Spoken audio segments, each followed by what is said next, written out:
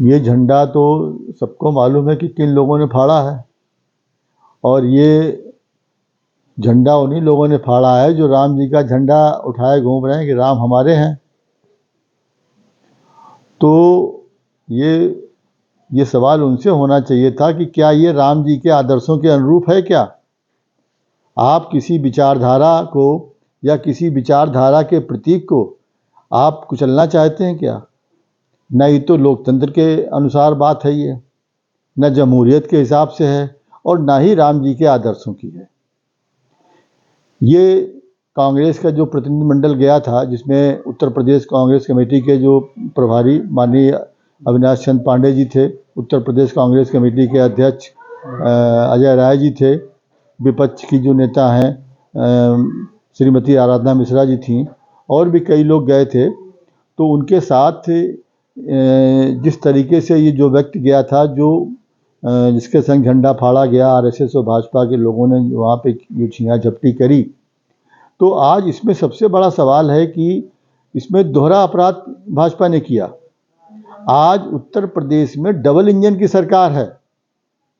आपने झंडा फाड़ा, चलिए वहाँ फाड़ने वाले कोई भी तत्व हो सकते थे, लेकिन आज उत्तर प्रदेश सरकार ने क्या कार्रवाई करी? क्या ये कृत्य कानूनी दृष्टि से भी उचित है क्या? ये एक बड़ा सवाल है। राम जी के मंदिर की बात, राम जी तो सबके हैं। कांग्रेस भी कह रही है कि सबके राम, चलो अयोध्या धाम। लेकिन ये इस तरह की जो बात है, राम का मंदिर बनने के साथ साथ राम जी की जो शिक्षाएं थीं, राम जी के जो आदर्श थे, राम जी की जो मर्यादाएं थीं, उनको अगर हम आचरण में नहीं ला रहे हैं और इस तरह के झंडा फाड़ रहे हैं किसी के, तो ये किसी भी दृष्टि से अनुचित नहीं कहा जा सकता है। और इन्हीं सब बातों का एक ही मतलब है कि भाजपा राम के नाम पे राजनीति कर रही है, जबकि राम से किसी का विरोध नहीं है। राम सबके हैं, हर देशवासी के हैं। जो 3.5 करोड़ लोग जो विदेशों में हैं, वो भी राम को मानने वाले हैं। राम मंदिर को लाने के, अगर वो इस तरह के जो है राम जी को लाने वाला कोई धरती वाला हो सकता है? बताइए आप। राम जी को लाने वाला कोई ऐसा है इस धरती पे जो उनको ला सके? बस यही तो बात है कि राम जी को हम लाए। अरे भाजपा क्या है, इस जमीन के किसी व्यक्ति में ताकत है कि भगवान राम को यहाँ लाए? वो तो कण कण में विराजमान है, हर एक के हृदय में विराजमान है। और उस पर भाजपा दावा अगर कर रही है, तो ये दावा से ही साबित होता है कि आधे अधूरे मंदिर में प्राण प्रतिष्ठा होना या चारों शंकराचार्य का न शामिल होना, ये साबित करता है कि इतना बड़ा आयोजन था जिसको आज और अच्छा बनाया जा सकता था, उसको भी भाजपा ने 24 के चुनाव के खातिर एक विवाद में डाल दिया। आज जिस समय सुप्रीम कोर्ट का फैसला आया था, उस सुप्रीम कोर्ट के फैसले के बाद जो भी इसमें लोग आगे थे, भाजपा थे जो थे, उनको सारे दलों को बुला के, सारे धार्मिक संगठनों को बुला के एक बैठक बुलानी चाहिए थी और एक तालमेल से, एक सबके उससे एक मंदिर का निर्माण होना चाहिए था। वो भाजपा ने नहीं किया, क्योंकि उनका वही परसेप्शन बनाने की कोशिश है कि राम हमारे केवल हैं, और जो हमारे हिसाब से हमारी तारीख पे मंदिर ना आए, जो हमारे हिसाब से काम न करे, वो ना हिंदू है ना राम को मानने वाला है। इस परसेप्शन की लड़ाई ही हमारे नेता माननीय राहुल जी लड़ रहे हैं, और उन्होंने इसके लिए 14 जनवरी से भारत जोड़ो न्याय यात्रा निकाली है। एक सोशल मीडिया पर वीडियो और वायरल हो रहा है, इसको किस तरह से देखते हैं?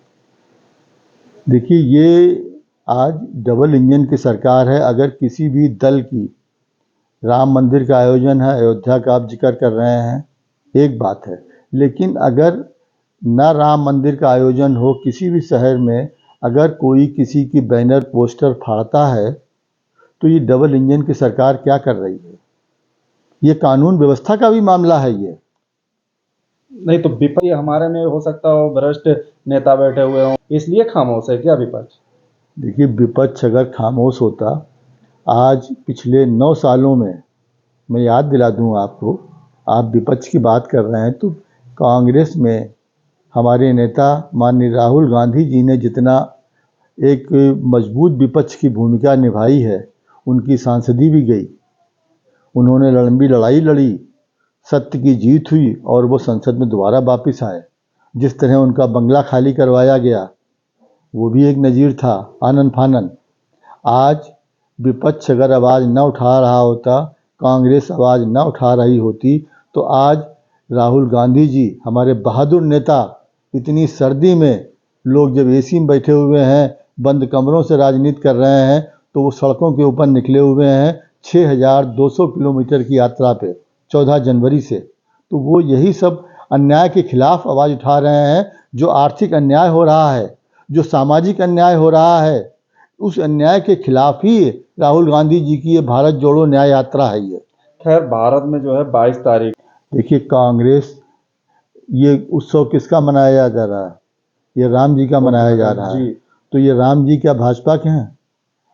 आप भी वही सवाल कर रहे हैं जो भाजपा परसेप्शन बना रही है कि राम जी केवल हमारे हैं, हम सर्टिफिकेट जिसको दें आपने कहा वो राम को मानने वाला है, वो हिंदू है। ये सवाल है। यहाँ पे राम जी के नाम से, मैं दोबारा फिर स्पष्ट कर रहा हूँ, राम जी के नाम से किसी को कोई विरोध नहीं है। राम जी का कोई भी आयोजन होगा, राम हर देशवासी के हृदय में है, कण कण में विराजमान है। रामचरितमानस देश का नहीं पूरे विश्व का एक महाग्रंथ है, उसके वो महानायक हैं। उनके नाम से किसी को ऐतराज़ नहीं है। ऐतराज़ सिर्फ भाजपा से है, जो सिर्फ श्रेय लेना चाहती है कि राम को हम जैसे कहें वैसे मानिए, हमारे हिसाब से हमारी तारीख पे आइए, हमारे हिसाब से ये